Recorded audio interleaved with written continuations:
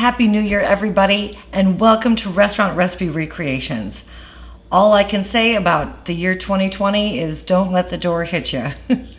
But I'm looking forward to 2021, and I hope you are too. So again, Happy New Year, and I hope you had a great holiday season with your friends and family. So in this video today, I'm going to show you how to recreate the Chili's chicken enchilada soup. And I have to admit, I'm having a little bit of deja vu because I've actually done this video for you once before. When I launched this channel in October of 2020, the Chili's chicken enchilada soup episode was the second video that I produced. And it is true what they say in YouTube, that your first videos are your worst. However, it also has turned out to be my most popular video to date, with about 2,500 views in just a few short weeks. But it's a learning curve, right? And so I decided to revisit it and watch that video again. And I can tell you that cringy was not even the first word that came to my mind. There were several expletives before the word cringy. And while I thought it was a good video at the time, I know that I have come a long, long way. And so I knew it would be a good idea to reintroduce the Chili's chicken enchilada soup for all of my current subscribers and all of my future subscribers. So welcome to the redo. The Chili's restaurant chain is a very popular American restaurant with locations all across North America, but also now locations in the Middle East, Africa, and Asia. But their first location was in a converted postal office in Dallas, Texas. The recipe itself is perfection.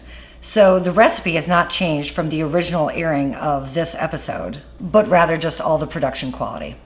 So let's go ahead and get started. But before we do, I would like to ask that if you are enjoying this channel, if you find it fun, if you find it entertaining, and if you are learning how to recreate your favorite signature dishes from the most popular restaurants, then go ahead and hit that subscribe button.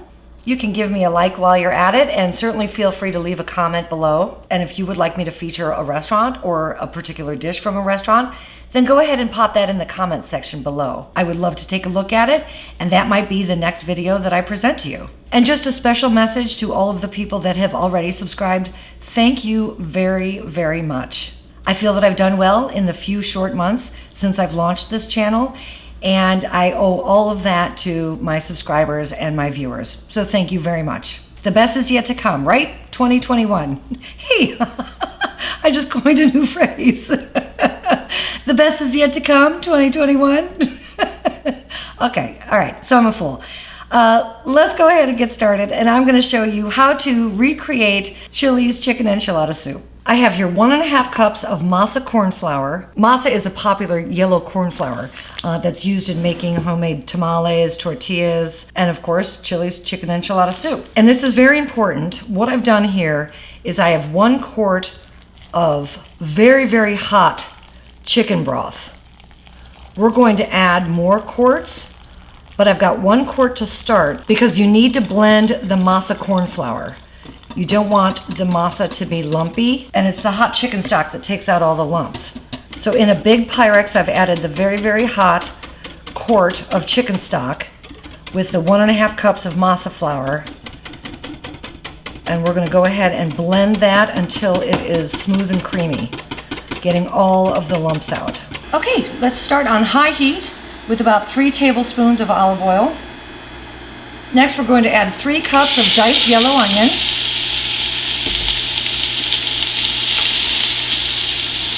2 large or 3 medium-sized cloves of garlic, and those are going to be either grated or minced,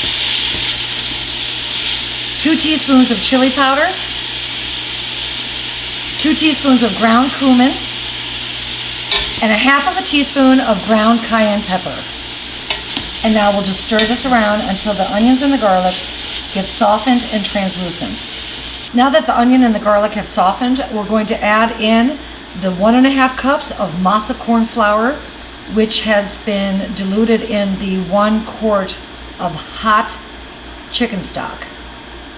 The masa obviously adds the corn flavor, but it also adds as a thickener to the soup.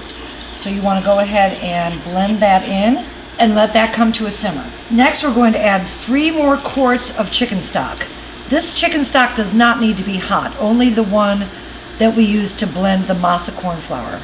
So 3 more quarts of regular chicken stock. So now let's let this come to a very slow boil so we can go ahead and add that cheese in there. Okay, now that the chicken broth with the masa and the onion and garlic have come to a slow boil, we're going to add in a 1-pound box, 16 ounces of cubed Velveeta cheese. Now trust me on this with the Velveeta. I know sometimes people get a little funny about Velveeta cheese. It's like Spam. Everything has its place. It's not great for all things, but it's fantastic for others. And for this particular dish, the Velveeta cheese is the best bet. It's the most consistent cheese for melting, so it's great for cheese soups, and it's also great for macaroni and cheese. If you decide that you want to use regular cheddar, you would still use 16 ounces. But trust me on this, with the Velveeta, you're going to get the nicest consistency and the nicest flavor. So you're going to gently fold in the cubed cheese, and then just continue to whisk or to stir until all of the cheese is melted. Now that all of that Velveeta cheese has been blended and melted, we're going to add 2 cans of fire roasted tomatoes. And I have drained off the liquid from these cans. And now, of course, for the main event, this is 4 cups of roasted chicken, white meat and dark meat. I roasted my own chickens, and they were 2 3-pound birds. So that'll give you about 4 cups. Let's add some fresh cracked black pepper, 2 big pinches of kosher salt, and now all that's left to do is to just let it simmer on low for about 5 minutes, because you want to make sure that the chicken gets heated through. You want to make sure that the cheese is melted and blended, and you want to make sure that the masa has had a chance to thicken the soup. Okay, so how easy was that? The only thing left to do is to serve it, garnish it, and enjoy it. This soup really could be eaten as a meal because it's just so rich and thick. So feel free to garnish it, very heavily. I have here some corn chips, which are perfect, by the way, to eat it with. I have some shredded cheddar cheese. I have some fresh cilantro. I love cilantro. I know cilantro is kind of a funny thing. People either love it or they hate it. There's no middle ground with cilantro. I don't know if you've ever noticed that. Everybody that doesn't like cilantro claims that it tastes like soap. I don't get that particular flavor, but I know that's a pretty common thing. I happen to love cilantro. If you don't like it, leave it off.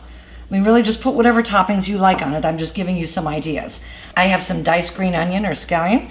Go ahead and top it with that. And some pickled jalapenos, or feel free to use fresh as well. And there you have it. This has been my Chili's chicken enchilada redo, or part 2 maybe. The next redo that I'll probably be doing is the P.F. Chang's Mongolian beef episode, which you can probably find up here. But you know what? It's all about progress. It's all about moving forward. And I am all about killing it in 2021. So thank you for watching this episode, everybody. I hope you enjoyed it. I hope that you enjoy all of my episodes. I hope that January jumpstarts an amazing year for you. I think about you all the time. I'm grateful for y'all, and I love y'all. So cheers, everybody. Happy New Year.